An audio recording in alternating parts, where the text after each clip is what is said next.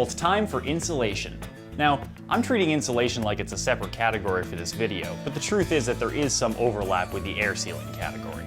That's because we want to choose a basement insulation that not only insulates the concrete walls, but also offers some air sealing. Let me show you how it works.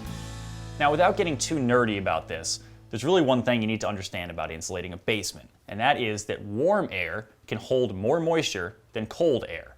So when that warm air is cruising around the basement, if it hits a cold surface, it will drop that moisture.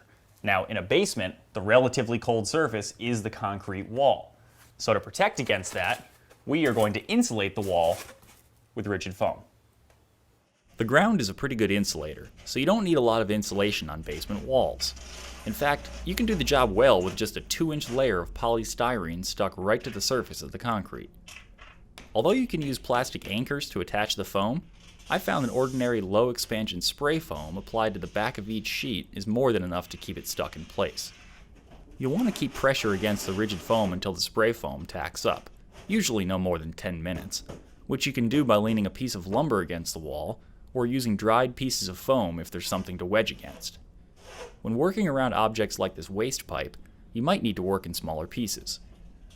Now, to cut multiple pieces of foam to the same size, I stack and align sheets, make my cut on the top sheet using a circular saw, and then repeat the process, following the score mark left by the saw blade.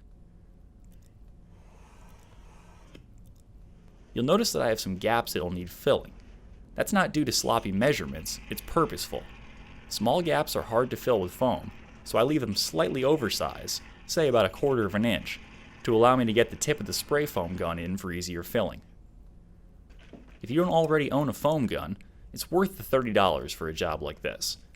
It accepts large cans of foam, can be dialed into the size of foam bead desired, and you can store partially used cans of foam between jobs rather than tossing the leftover. Along the way, somebody did some air sealing along the edge of the mudsill. I like the effort, but this spray foam is going to be in our way. I'm going to cut it out flush with the edge of the mudsill using my notched trowel.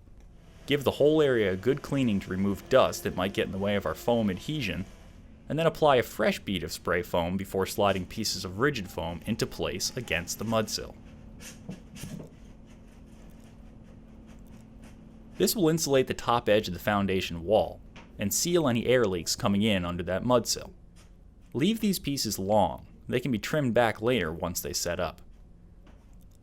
The rim joist gets the same 2 inches of rigid foam insulation, again sealed into place with spray foam. A piece of vinyl tubing attached to the end of your foam gun is helpful for applying canned foam in these tight spots. The idea here is that the layer of rigid foam creates an airtight, insulated barrier that will help eliminate condensation between the indoor air and the cool surface of the lumber. With condensation controlled, you can then beef up the overall R value with whatever insulation you'd like. Here, I'm using a double layer of R15 mineral wool batt insulation, which I cut to size with an old corrugated bread knife. The mineral wool combined with the foam gives me an R value of about 40. Remember, the rim joist is above grade, so unlike the concrete walls, it needs to be insulated at least the same R value as the framed walls above it. After the canned foam is set up, trim it flush with a notched trowel to leave a clean, finished surface. You can also trim off the overhanging foam from the top of the wall, using either the notched trowel or a hand saw. With everything trimmed back, look for voids that need to be filled. Don't be afraid to plunge the tip of the spray foam gun right into a hole to fill it completely.